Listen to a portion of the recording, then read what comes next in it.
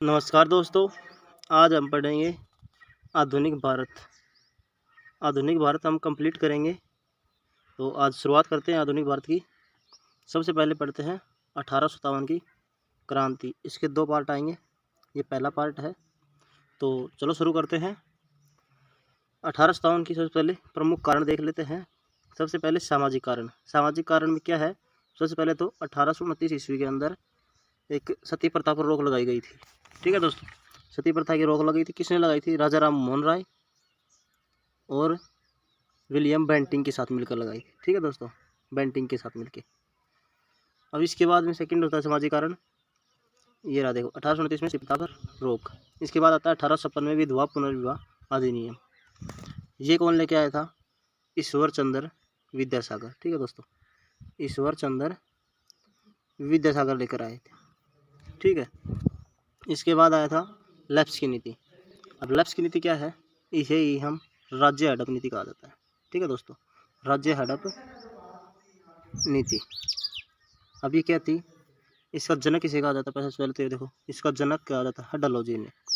ठीक है दोस्तों, डलहौजी ने सबसे पहले इसको शुरू किया था, लेप्स की नीति को। अब इसके तहत क्या था कि अगर किसी राजा के जो ब्रिटिश कंपनी से जुड़े हुए हैं या फिर नहीं जुड़े हुए हैं, जो भी राजा था उसकी अगर कोई संतान नहीं है तो वह किसी के पुत्र को गोद नहीं ले सकता है। ठीक है दोस्तों, किसी के पुत्र को गोद नहीं ले सकता है। ये थी लेप्स की नीति। तो इसके तहत सबसे पहले 17 राज्य को जोड़ा गया था अपने शासन में। 17 राज्य को मिलाया गया। इसकी कोई संतान नहीं थी, इसलिए इसने डलहौजी को पत्र लिखा और उसने मना कर दिया कि पुत्र को गोद लेने से। और इसकी मृत्यु के बाद 17 राज्यों को अपने शासन में मिला लिया गया। ठीक है दोस्तों, इसके बाद आते हैं सैनिक कारण। सैनिक कारण क्या थे? भारतीयों को 7 समंदर पार यानी दूसरे देशों में भेजा जाता था और भारतीय और अंग्रेजों का सैनिकों का अनुपात 5-1 होता था। ठीक है दोस्तों, भारतीय सैनिक 5 थे, अंग्रेज 1 होता था। और वो एक अंग्रेज था, वो भी इन पे अधिकार करता यानी उनसे सीनियर होता था। ठीक है दोस्तों, आर्थिक कारण क्या थे? आर्थिक कारण ये थे कि कच्चे माल इंडिया से लेके जाते थे और वस्तुएं बनाकर यानी प्रोडक्ट बना के महंगे दामों में बेचते थे भारत में ही लाके। ठीक है दोस्तों, तो ये थे आर्थिक कारण। इसके बाद आता है राजनीतिक कारण। ठीक है दोस्तों, अब राजनीतिक कारण क्या थे? सबसे पहले बहादुर शाह जफर जो एक राजा था, इसकी पेंशन बंद हो गई थी। ठीक है, किसान जो थे उनके कर में वृद्धि कर दी गई थी। ये थे राजनीतिक कारण। अब आता है तत्कालीन कारण। ठीक है दोस्तों, चर्बी वाला कारतूस। ये सभी लोगों को पता होगा क्योंकि जब भी हम पूछते हैं 1857 क्रांति का कारण क्या था, हम सभी फिल्म ले जाते हैं और फिल्म में ये कहते सीधे चर्बी वाले कारतूस। तो दोस्तों याद रखना, चर्बी वाले कारतूस तत्कालीन कारण था। इससे पहले भी जो 1829 में सामाजिक कारण था, 1829 में प्रथा पर रोक, 56 में विधवा पुनर्विवाह आया था और उसके बाद लेप्स की नीति थी। लेप्स की नीति के बाद आर्थिक कारण थे और राजनीतिक कारण थे, ये भी याद रखना आप, और सैनिक कारण भी थे। ठीक है, अब होता है 1857 क्रांति की शुरुआत से पहले कुछ घटना। ये घटना थी मंगल पांडे 34वीं टुकड़ी बैरकपुर छावनी, पश्चिम बंगाल का एक सिपाही था। ठीक है दोस्तों, मंगल पांडे एक सिपाही था 34वीं टुकड़ी बैरकपुर छावनी के पश्चिम बंगाल में। इसने क्या किया कि 29 मार्च 1857 को अपने कैप्टन और उसके साथी को गोली मार दी थी। अब गोली मारने का कारण, क्योंकि चर्बी वाले कारतूस बोलते हैं, इसमें क्या था कि एक राइफल होती थी और राइफल के एक तरफ तो था गाय का मांस और दूसरी तरफ था सूअर का मांस। दोस्तों अब क्या था, सूअर को तो मुसलमान अपवित्र मानते हैं और गाय को क्या करते हैं, हिंदू पवित्र मानते हैं। ठीक है दोस्तों, याद रखना इस बात को।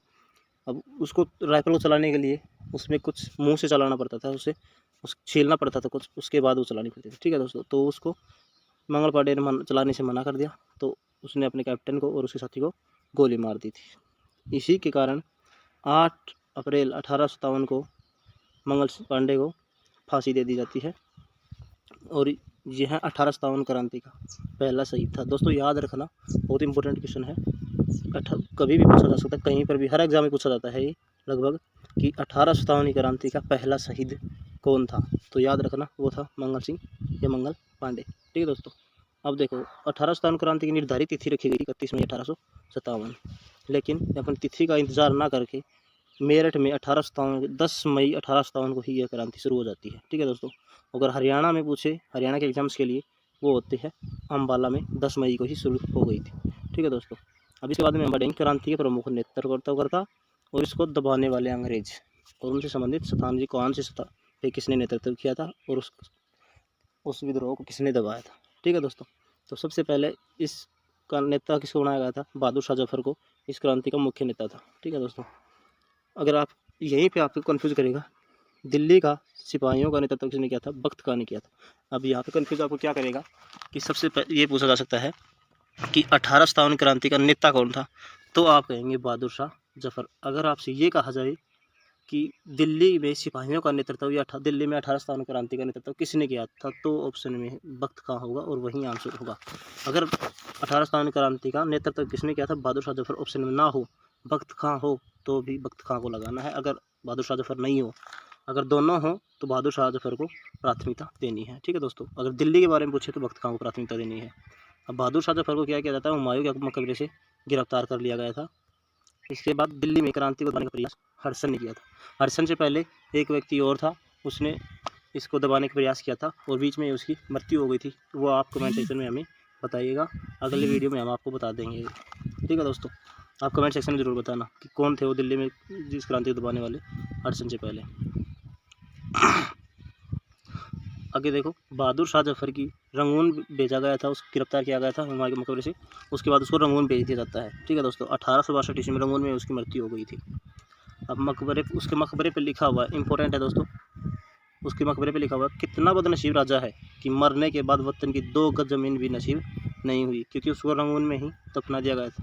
ठीक है दोस्तों, अगला इससे संबंधित एक क्वेश्चन देखो, बाबर का मकबरा काबुल में है, बहादुर शाह जफर का कहाँ पे है, उसका है रंगून में। जहांगीर का मकबरा शाहदरा में है, जो पाकिस्तान के लाहौर में है। ठीक है दोस्तों, अब देखो झांसी से नेतृत्व किसने किया था, आप सभी ने पढ़ा होगा झांसी वाली रानी के बारे में, चौथी 5वीं क्लास में एक कविता भी थी। तो ये कौन थे, रानी लक्ष्मीबाई ने। इसके बचपन का नाम क्या था, मन्नू था। झांसी के विद्रोह को हरिरोज ने दबाया था। ठीक है दोस्तों, याद रखना, झांसी का नेतृत्व किया था रानी लक्ष्मीबाई ने किया था और बचपन का नाम इसका मन्नू था और इसको सर्व हरिरोज ने दबाया था। और सर्व हरिरोज को इतना पता नहीं था कि रानी लक्ष्मी एक औरत है। ठीक है दोस्तों, 1857 क्रांति के समय अंग्रेजों का गवर्नर जनरल कैनिंग था। ये कैनिंग अभी मैंने बताया था आपको, जो 1829 ईस्वी में राजा राम मोहन राय के साथ मिलकर सती प्रथा पर रोक लगाई थी। अब लखनऊ का नेतृत्व दोस्तों, लखनऊ का नवाबों का शहर कहा जाता है। लखनऊ का विद्रोह को दबाया तो कैंपबेल ने था और नेतृत्व किसने किया था, वो तो बेगम हजरत महल। दोस्तों, लखनऊ का नेतृत्व करता कौन था, बेगम हजरत महल, ये इसके नेतृत्व करता थे और इसको दबाया किसने था, कैंपबेल ने दबाया था। ठीक है दोस्तों, और रेवाड़ी का नेतृत्व राव तुलाराम ने किया था। ये अफगानिस्तान चले गए थे। 23 सितंबर 1863 ईस्वी को इनकी मृत्यु हो जाती है और इन्हीं की याद में 23 सितंबर को हरियाणा में शहीद दिवस मनाया जाता है, 23 सितंबर को। ठीक है दोस्तों, अब इसके बाद आता है कानपुर का नेतृत्व किसने किया था। कानपुर का नेतृत्व नाना साहेब और तात्या टोपे ने किया था। अगर प्रॉपर पूछे तो तात्या टोपे ने ग्वालियर का किया था। ठीक है दोस्तों, कहाँ का किया था, ग्वालियर का। ठीक है, तात्या टोपे का बचपन का नाम रामचंद्र पांडुरंग था और नाना साहेब का बचपन का नाम दोतुपन था। ये बाजीराव के दत्तक पुत्र थे। ठीक है दोस्तों, देखो ये रहा ग्वालियर का नेतृत्व किसने किया था, तात्या टोपे ने। ठीक है दोस्तों, जगदीशपुर बिहार का नेतृत्व किसने किया था, कुंवर सिंह ने। ये एकमात्र ऐसे नेतृत्व करता थे जिसने अंग्रेजों की संपत्ति को सबसे ज़्यादा हानि पहुंचाई थी। तो आपसे एक पूछा जा सकता है कि अंग्रेजों की संपत्ति को सबसे ज़्यादा नुकसान पहुंचाने वाले नेता कौन थे 1857 की क्रांति में, वो थे जगदीशपुर नहीं, कुंवर सिंह। ये जगदीशपुर स्थान है बिहार में, उसका नेतृत्व वहाँ से कर रहे थे। इस विद्रोह को दबाने का प्रयास या दबाने का काम विलियम टेलर और विंसेंट आइस ने दो लोगों ने मिलकर दबाया था। ठीक है दोस्तों, इसके बाद इलाहाबाद आता है। इलाहाबाद का नेतृत्व किसने किया था, वो किया था लियाकत अली ने। तो इलाहाबाद का नेतृत्व किया था लियाकत अली ने। और बरेली ये भी यूपी का है, इलाहाबाद यूपी का ही स्थान है। इसका नेतृत्व किया था खान बहादुर खान ने, खान नहीं, खां आएगा ये। ठीक है, खान बहादुर खान ने किया था। अब 1857 क्रांति में सबसे ज़्यादा अंग्रेजों की तरफ से सबसे बड़ा योगदान किसका था, एक तो हडसन था और एक था कैंपबेल। इन्होंने ही सबसे ज़्यादा विद्रोह को दबाया था। ठीक है दोस्तों, इसलिए इनका सबसे बड़ा योगदान माना जाता है 18 क्रांति में अंग्रेजों की तरफ से। अंग्रेजों का प्रधानमंत्री या ब्रिटेन का प्रधानमंत्री पामरस्टन था 1857 की क्रांति के दौरान। ठीक है दोस्तों, ये था आज का हमारा छोटा सा टॉपिक। इसके बचे हुए भाग को हम नेक्स्ट पार्ट में देखेंगे। वो क्या देखेंगे, एक तो असफल क्यों हुई 1857 क्रांति के कारण। ठीक है दोस्तों, असफल होने के कारण देखेंगे 1857 की क्रांति के, और इसमें कुछ कथन कहे गए थे। ठीक है दोस्तों, वो जैसे कि ये कहा गया था कि ये प्रथम स्वतंत्रता संग्राम था, वीर सावरकर जी ने कहा था ये, और लॉरेंस ने ये बात कही थी कि अगर एक भी योग्य नेता होता इस क्रांति में तो 1857 में ही भारत आज़ाद हो जाता। तो ऐसे कुछ कथन और थे, तो हम वो नेक्स्ट पार्ट में पढ़ेंगे दोस्तों। और अगर आपको वीडियो अच्छी लगे तो हमारे चैनल को सब्सक्राइब करें, वीडियो को लाइक करें, कमेंट करें, शेयर करें, और चैनल को सब्सक्राइब करें, बेल आइकन को ज़रूर प्रेस करें ताकि अगली वीडियो का नोटिफिकेशन आपके पास सबसे पहले हो। धन्यवाद दोस्तों।